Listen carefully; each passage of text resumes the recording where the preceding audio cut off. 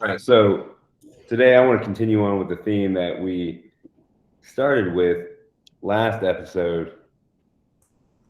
Hey, Theron, how you doing? Hey, Brett, nice to meet you. I just want to jump in. Just jump right in.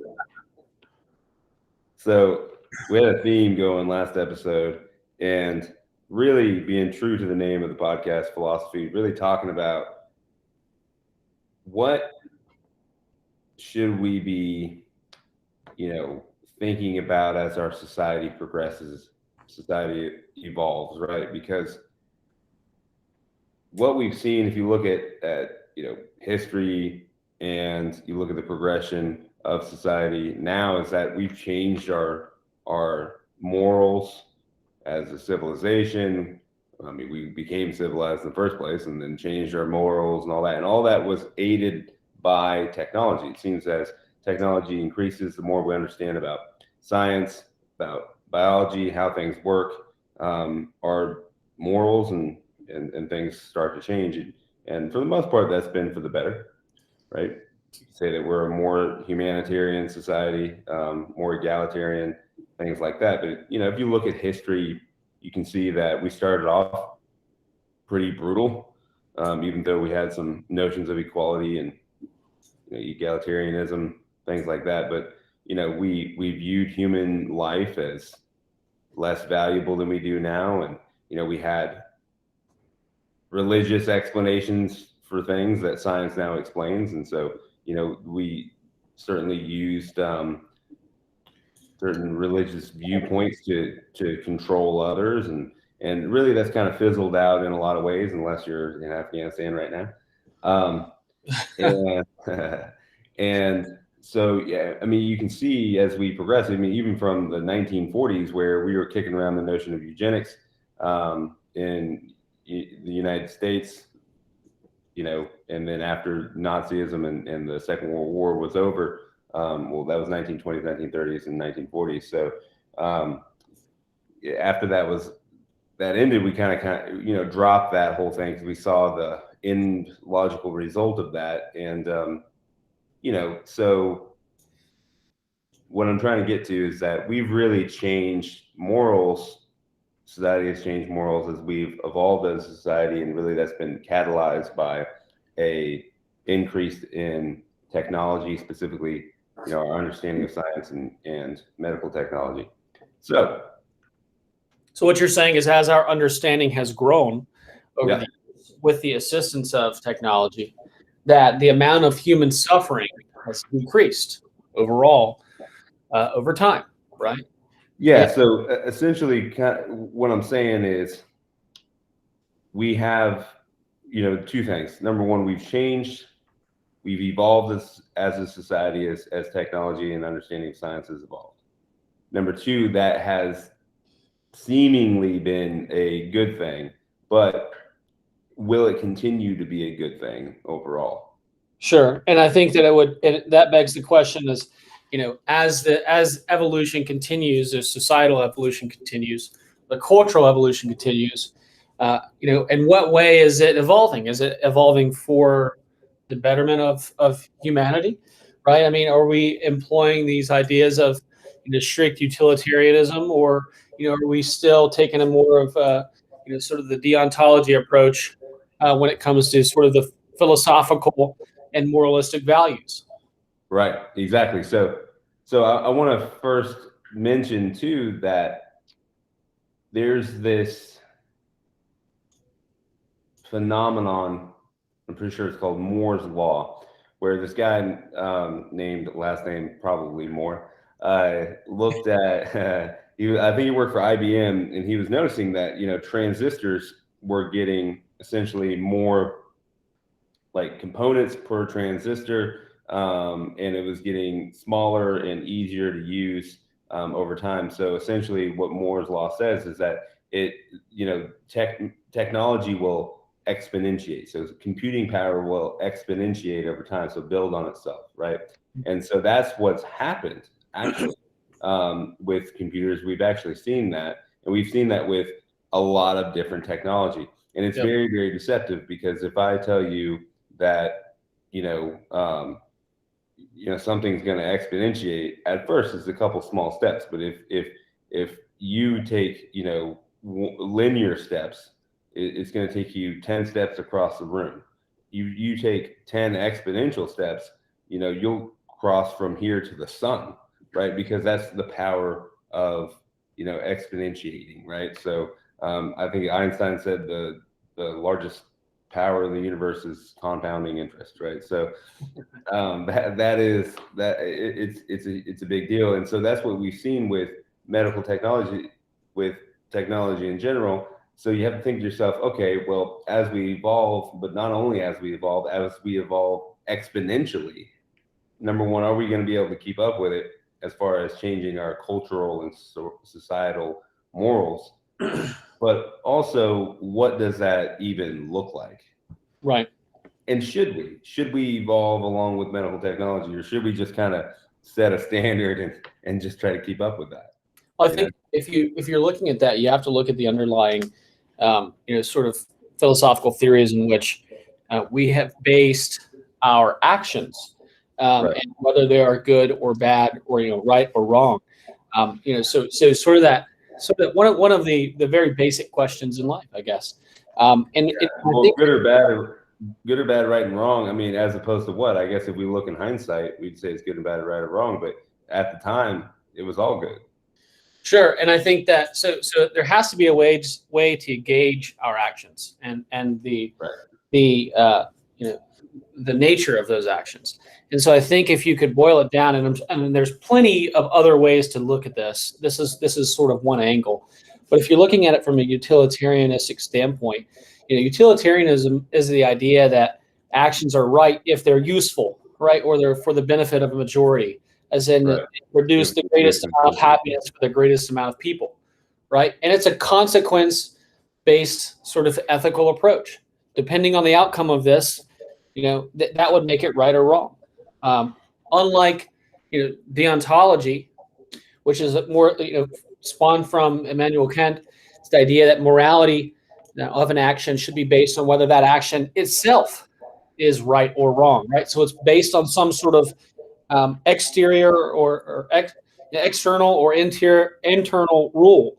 So rule-based ethics. It considers your moral obligation rising from a set of in rules inherent to the universe. So it might be like a natural set of ethics, or coming from a religious perspective. If you that's where you gain your moral grounding, or a set of personal cultural values, which I think ultimately that's kind of where we land on, which is, as the society progresses, maybe regresses, I don't know, is that something that changes with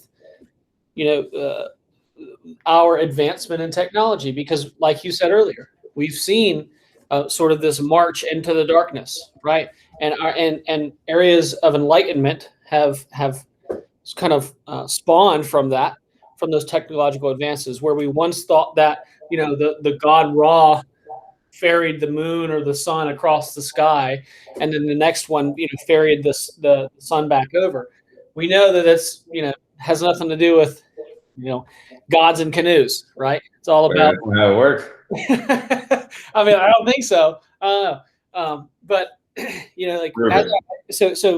I've heard of it. Actually, we're certainly not the first people to talk about it, but you hear about from a religious perspective, the God of the gaps theory, which is basically where once we had this religious understanding or this supernatural explanation for how something works, and then sort of technology steps in and enlightens or illuminates a certain idea or area. That the boundary of our knowledge pushes outwards into the void. Right, and so we don't have to fill the gap with some type of explanation. Exactly. So, I kind of want to go back to this idea of deontology for a second, and we can hit on all of these that you talked about, but this idea of deontology is interesting. So, number one, it's something that we use quite a bit, which is a little bit ironic in the fact that it's logically kind of circular, tautological, right? Tautological. It's hard to say. So if you think about deontology and they say, okay, is it inherently good, essentially, based on some type of intrinsic rule. Well, how the hell do you know that? Right. How would you know that if you don't have anything to measure it against? And Right. so I guess really kind of what you would say is, okay, well, you have to, if you really want to measure it against something, you'd have to default it to utilitarianism. What is the greater good? You know, but the thing is kind of we've used deontology or a deontological approach in that we've used religion. And so religion has set a, standard for acting through Sure. Our, human society forever, right? So we've had some type of religion, whether it be some type of tribal religion or whether it's a global religion like, Islam or Judaism or Christianity. So we've done well with that, though. Mm-hmm. I mean, other than the whole like Crusades and like, Inquisition, yeah. Inquisition and well, obviously there's room for despotism along the way, right? Those things can be divine right. What you talked about earlier when you said, these things are subject to are subject to the fallibility of man, I guess. Yeah, and if you think about it, religion has evolved with culture, not just culture with religion. It's kind of the dog wagging the tail or the tail wagging the dog, right? So, Christianity, for example, when it got adopted by the Franks, who were the early German tribal folks, who worshipped, gods, warrior gods like Thor and all that. That's why we had the Holy Roman, Crusades, right? Because the Holy Roman Empire wasn't Rome; it was the New Rome, which was the Franks, the tribal folks or whatever, and their culture was war. And they had no reason to believe that, a God or a Jesus in this religion that they adopted would, look down upon, war, because that was so entrenched into their culture. So that being said, we see historical examples of religion being something that has helped, our culture evolve and steady our culture and allow us to adopt certain morals and laws. But it's also been something, of the fact that our culture in of itself is going to, allow religion or our morals to rationalize or allow us to act in a way that we really want to act. Because if I want to go have war, I don't care what religion I adopt. I'm not switching over. I'm going to rationalize that my new God wants me to kill people. And I think that you did hit it. I think you made a really good point earlier and kind of brushed by it. But a lot of this, if you just take it back and you take, this idea of deontology and like where we have this, this exterior or internal set of rule-based ethics sort of approach, then that considers that there are rules and we have these agreed upon rules or standards that we're going to abide by. And that's how we live our life. But if you take that all the way back, I think you do touch on some sort of utilitarianistic approach in that, at some point, a group of people agreed that it's probably not in our collective best interest to murder each other, right? And at some point, we're like, that's not going to help us.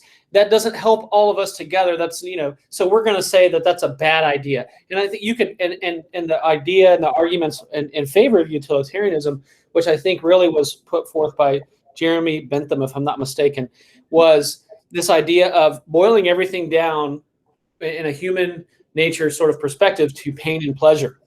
Right.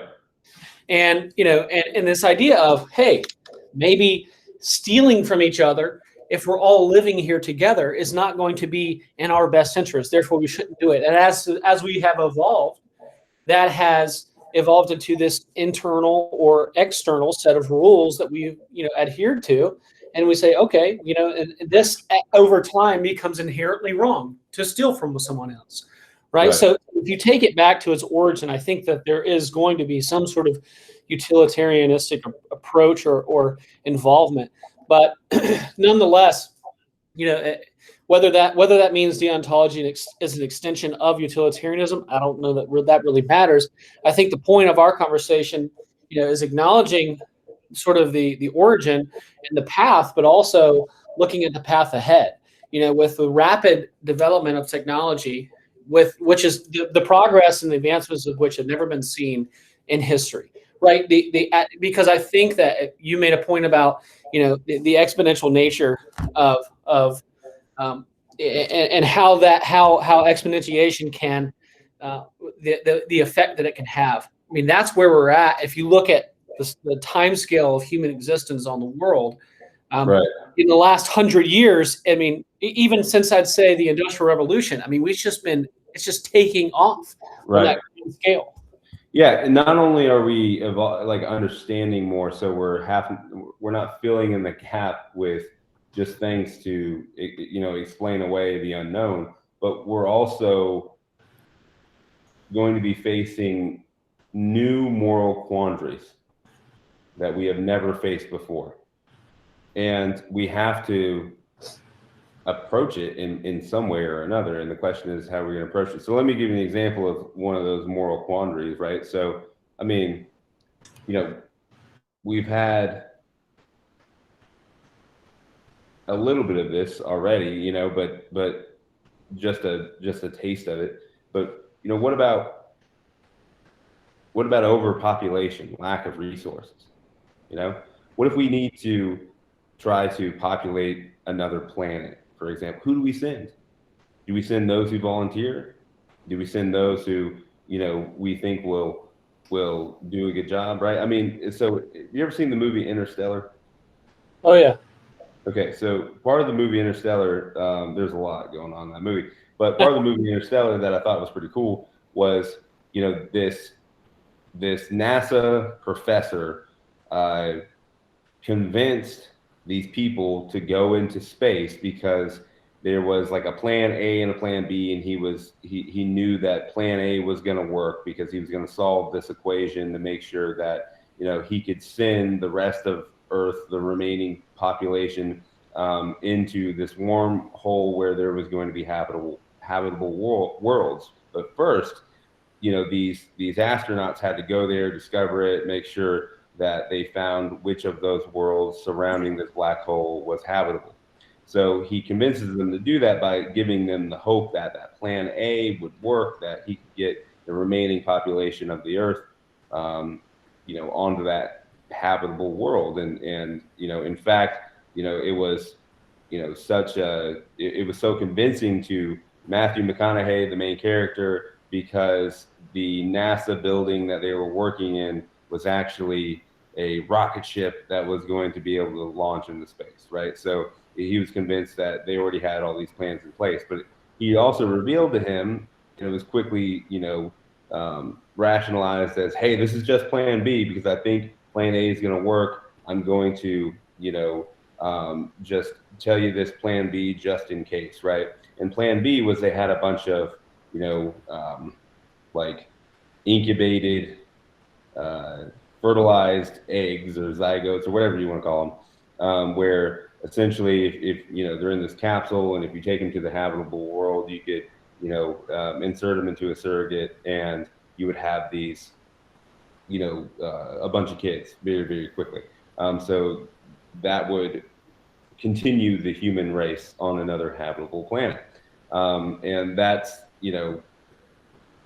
that's implying that the rest of Earth is not going to make it to that new habitable world.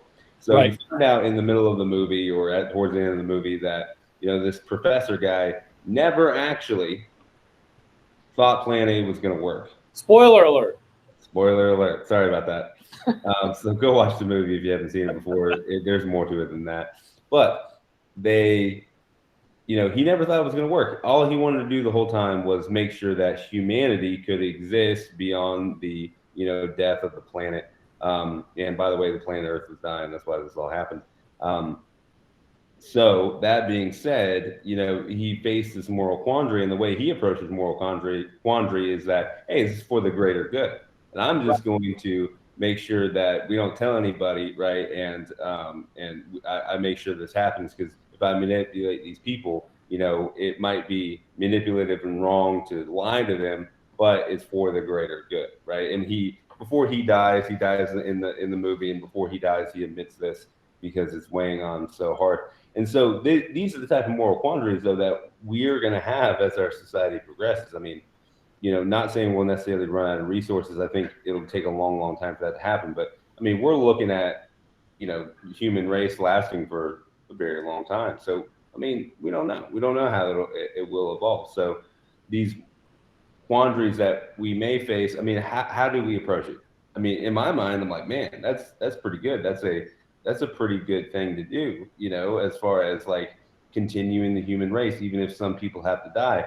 But then you look at the other side of it, you kind of take that logical progression and you kind of get to the whole, Thanos type. Yeah, yeah, that's a really good analogy with Thanos. I mean, the idea of if you were to strictly apply utilitarianistic sort of guise on that, it would be that it's a binary approach, right? Is this something that's best for humanity? Is this something that would advance us ultimately in the end, or preserve us, right? I mean, if we're facing an extinction event versus some sort of channel in which we could preserve human existence, what kind of decision? And obviously those are taken to the extremes and sort of the sci-fi movies. Yeah. But let me kind of reel it back just a little bit and pose the quandary like this that we were talking about, like Thanos. He wants to kill half the population of the universe, which is trillions, allegedly, if there's any other life out there. There is.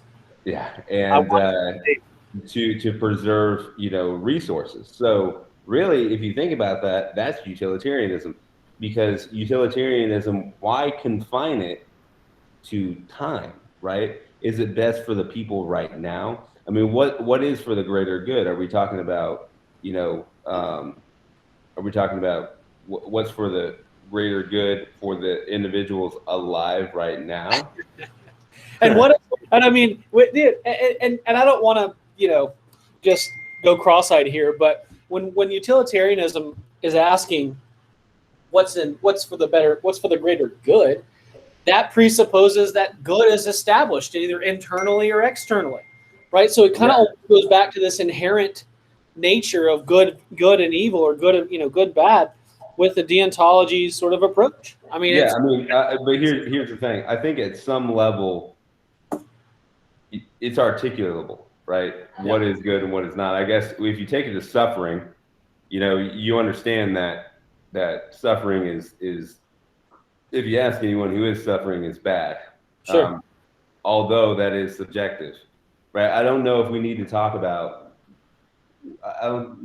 quite need to talk about what is good and what is evil in a sense where we are able to definitively define either term.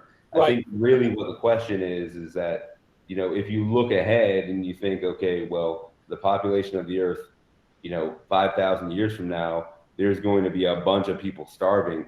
You could probably think that's going to be bad, and you could probably safely assume that those people starving are going to think it's bad too.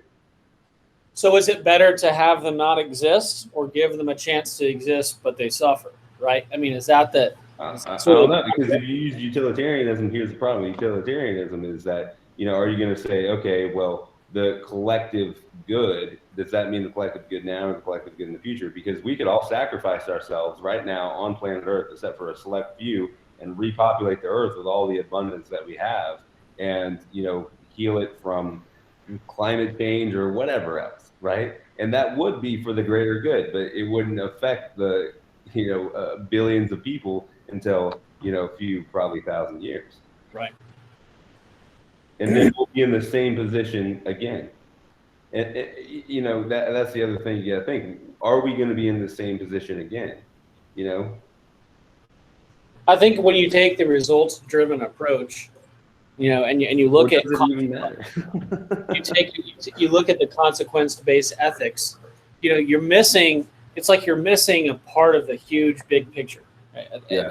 If I'm just talking about how it just feels naturally to think about that, and I just look at the ends, the ends justify the means sort of approach, you're missing everything that leads up. You're missing 90% of it.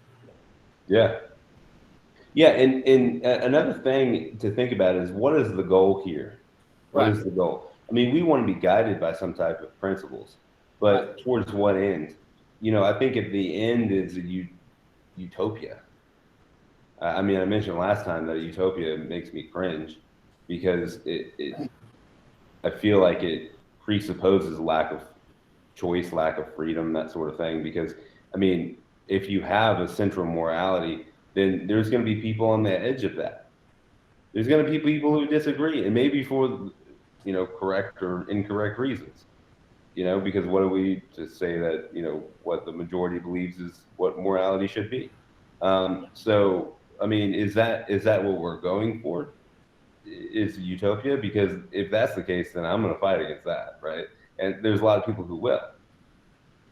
Or what we're going for is just kind of, just 51% of the population is good to go, right? 51%, is, so we get a majority who are not suffering and who are living what we can say as a content life, because who knows what happy is.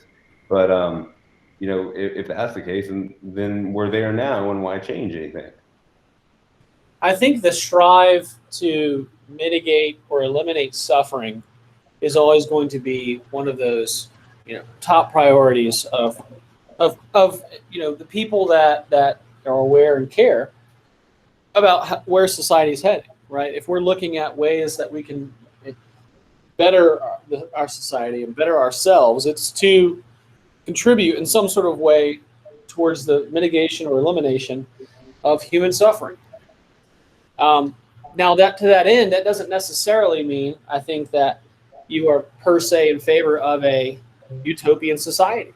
I mean, obviously, a society where we have achieved the pinnacle of technological advancement and cultural understanding, that sounds great, but you can't do that at the expense of 49% of the population that are still living in the sewers that you stepped on to get up to where Right. you're at now, right? So there has to be some sort of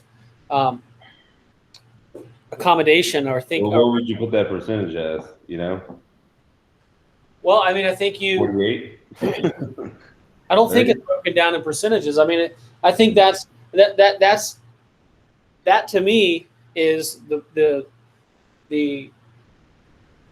drawback in utilitarianism and a strict utilitarianism approach is that you're looking at everything through the lens of a results-driven analysis, and it can't be that way. The steps that you take, in my opinion, right, the steps that you take need to be inherently good as you go.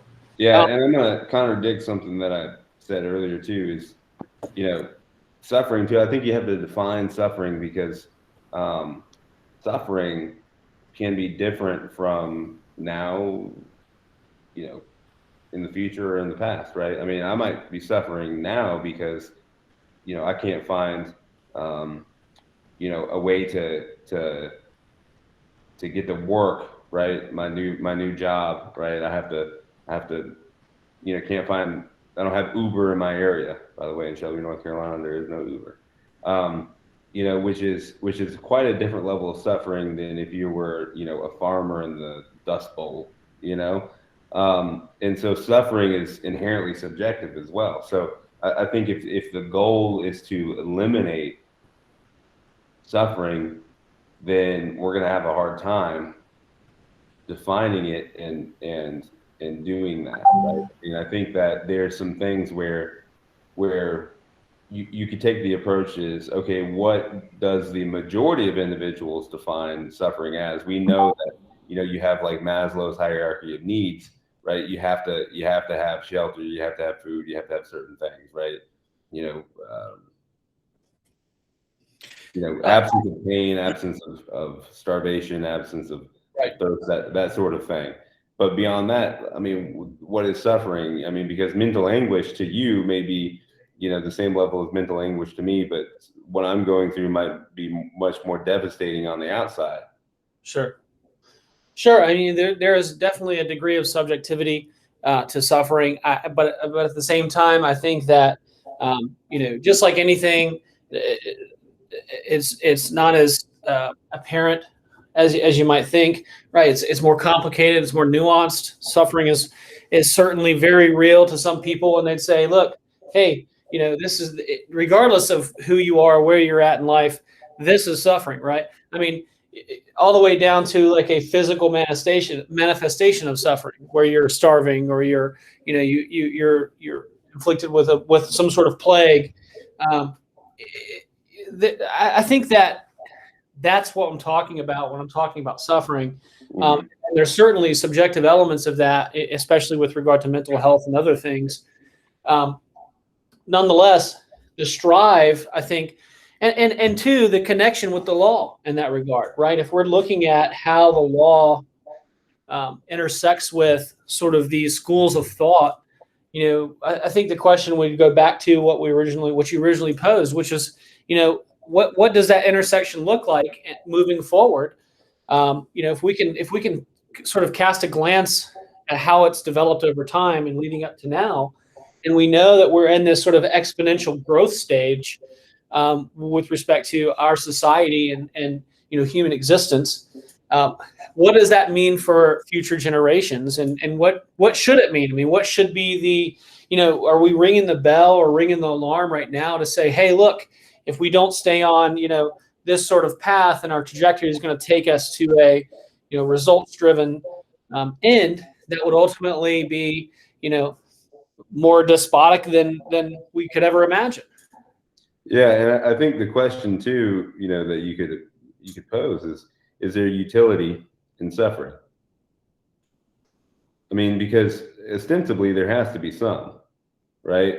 I mean, I think that if you wake up in the morning and you don't want to work out, man, you do not want to hit the track, you do not want to lift the weights, right? So I mean, that is a feeling of suffering when you're in it. It hurts, it's painful, but afterwards you get a lot of benefit from it. Sure. And overall, you'd say you get a lot of benefit from it. And so you could call that a form of suffering. I mean, sort of the hard times create hard people sort of approach. Yeah, and so that's the other thing is like, they say that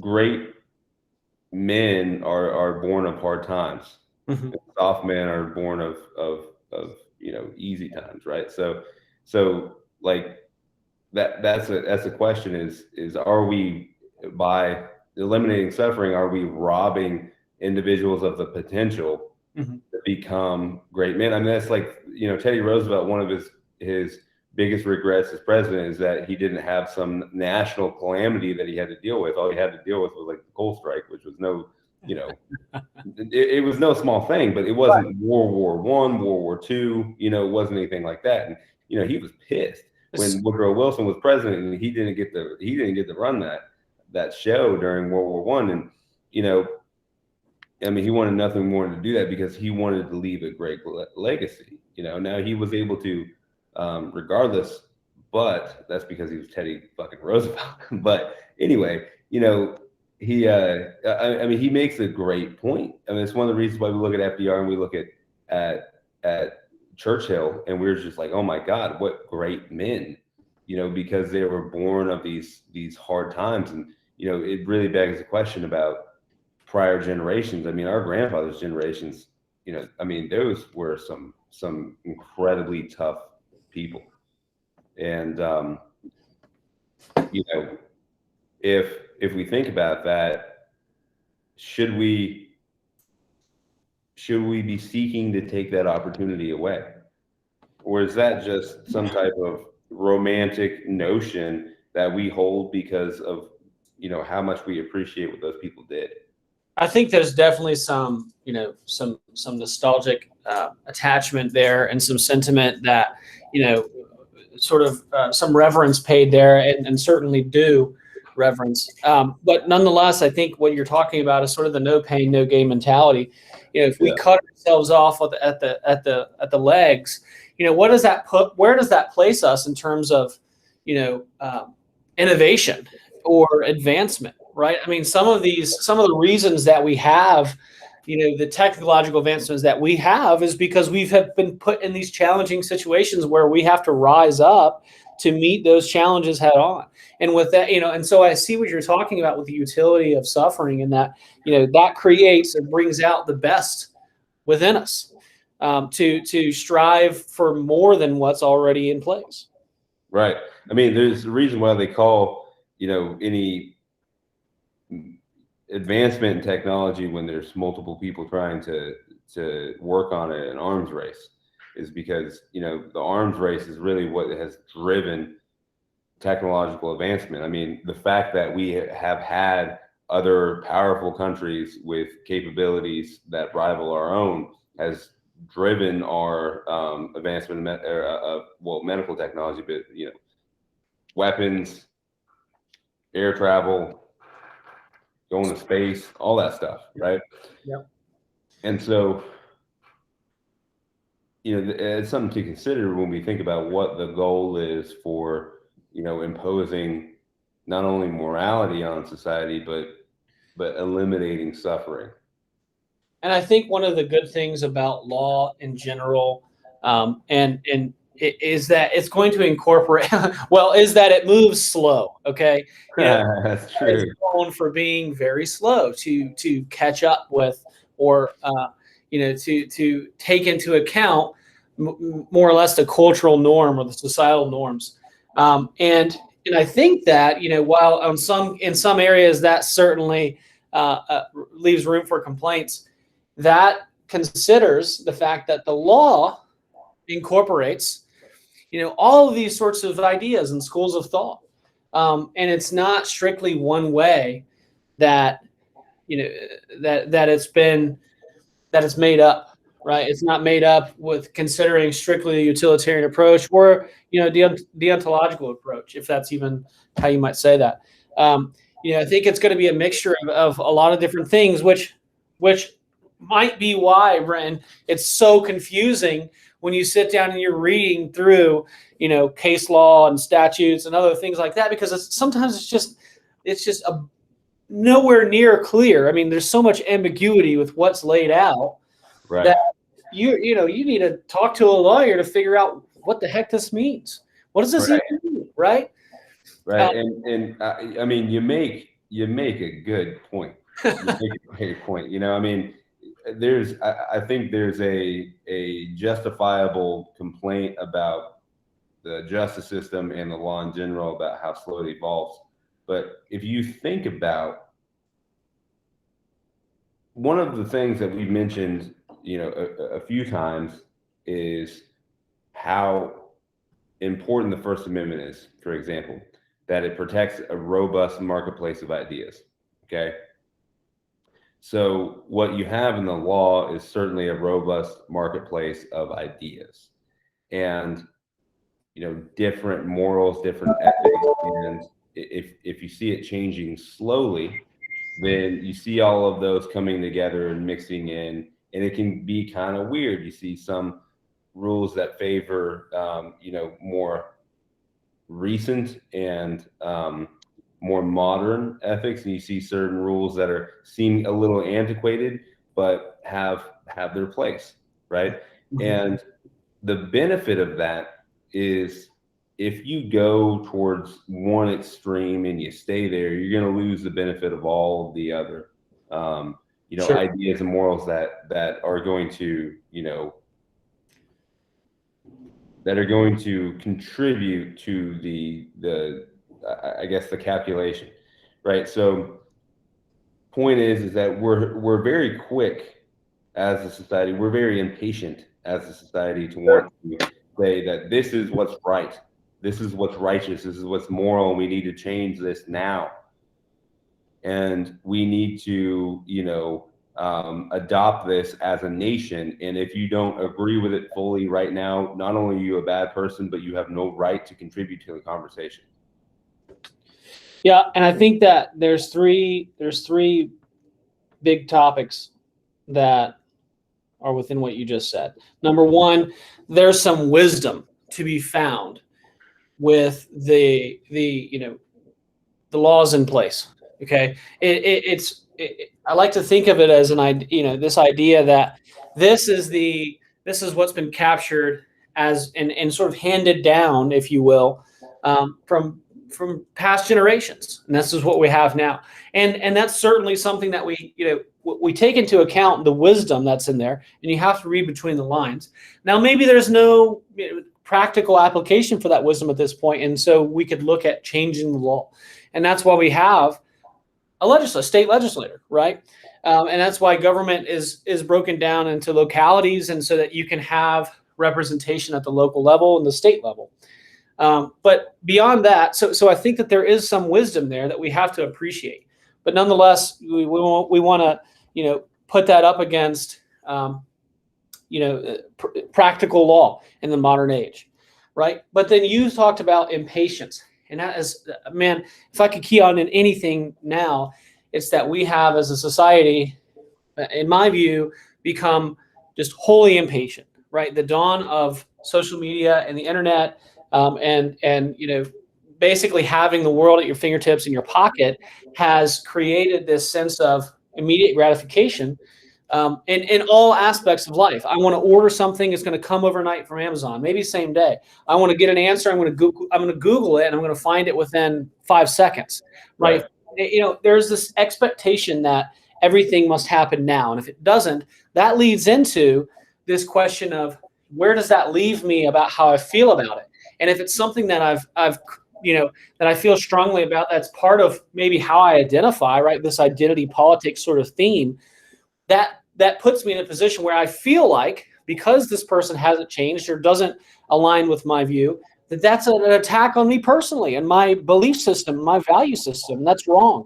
And I can't believe that they could not see the way that I see it. And why aren't they changing now? Right? They have, and there's this lack of appreciation for conventional wisdom to play into that and have a conversation about it, which is, I think, the most dangerous point in our society at this time is the inability to have a conversation in a productive way, and that goes all the way up to censorship. That goes all the way down to to the lowest level with people being rude to each other. Yeah, so I think what we're getting at here, what we're slowly and very, in a very natural way, because I don't think we walked into this with any type of answer. But I think what we're kind of getting to is that maybe the best approach, even with, or especially with a more rapidly experiencing society, is to err on the side of caution and evaluate the traditional wisdom and not be impatient about having ethics change, even though it seems like that's the right thing to do at the moment. And I think the formula for that is you look at the historical, ethic, whether it be in the law or be something that's the majority expressed as being, accepted by virtue of it being something that a lot of people did.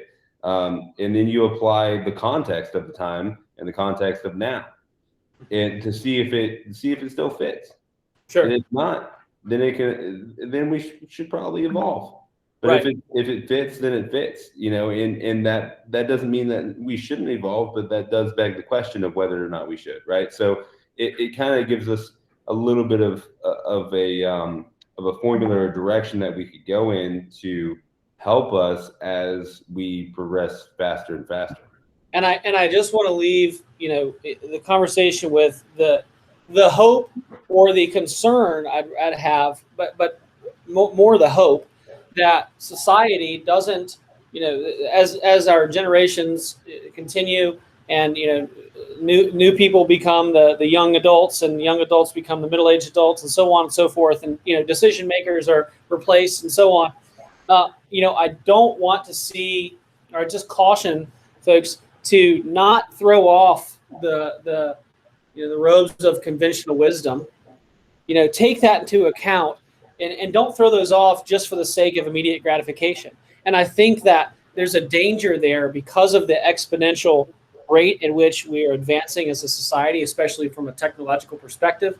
There is a tendency, or I think a potential tendency to want to do that, and to burn it all down and start from scratch. Whereas the best approach, and from what I've seen, is to acknowledgement of what should be, and then work from within to make it better. Yeah, if you look at this country and the founding of this country, what we did is we decided to, we had a revolution, right? And then after the revolution, we took everything that we thought was good from, our history and culture and Great Britain and France, where the founders came from, and stuck it into our new government. Right. All the things we thought was great and virtuous and that worked. So even where revolution is proper, even where we need to throw off the chains of confinement from prior ethics, if we talk about the 60s, for example, and the civil rights movement, I think in no way should we have slowed the advancement of ethics at that time with respect to race and the rights of African Americans. But the other side of that is I don't think that's necessarily contrary to a conventional wisdom or something that was accepted historically, because while slavery was accepted historically, there was an intense debate about it, and we even had a war over it. So I think that the context really plays in. Yeah. I think you really have to look at the context. Absolutely. Absolutely. I agree. Yeah. So, dude, we went in the weeds a lot. As we should. What good is it if we don't? I mean, I don't think anybody wants to hear us pontificate about how nice and clean our path is that we're staying on as we're walking down it, and talking about how sweet it is. Yeah. Right? We need to get in the weeds. We need to talk about things that matter, and look at things from different angles, and shake things up and turn the ball around and look at it from the other side. Yeah, and I'm very I'm actually very optimistic about the future. Very, very optimistic. I'm just very curious though as to what's going to look like. Sure. And whether you fit in. And by the way, what if we live? Okay, what if medical technology makes 100 years seem small? What if 500 is the new 100? Right. Yep. I mean, what type of society is that going to be? What type of control are individuals going to be able to have for centuries? Families, corporations. What type of morals are going to be imposed on those who rapidly change their morals because they're young and they're used to being able to, in a couple of generations, come to power, And so I think that's food for thought, something to chew on, and maybe something to talk about next time. Yes, sir. Brenton, thank you for your time today, man. It's a pleasure as always. Absolutely. Talk to you later. All right, man. Bye.